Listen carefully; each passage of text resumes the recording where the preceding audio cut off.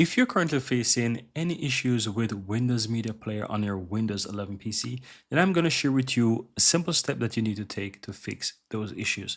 So go ahead and right click on the Windows icon on your taskbar and click on Settings. Now in Settings, click on System on the left hand side and scroll down towards the bottom and you'll find optional features. Click on that. Now you want to go ahead and click on View Features here in the upper right, as you can see.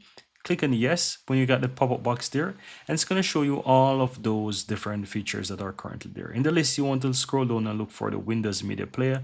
You will see it right here. Click on it and you will see the option to remove. So once you click on remove, it's going to go ahead and remove Windows Media Player for you. And all you have to do, guys, really is just go ahead and add it back. Now that you can see that it's removed, once you go ahead and remove it, you can go ahead and close.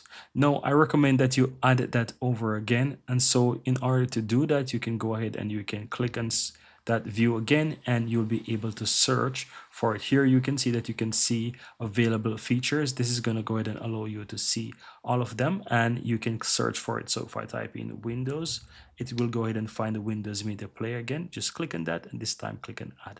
Now this is going to try to install and add Windows Media Player again on your computer fresh, and so by adding this again you will be able to use Windows Media Player without any issues.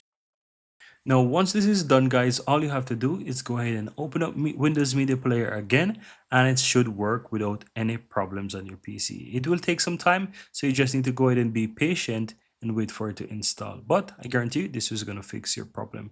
And that's all that you have to do, guys. Very easy and very simple.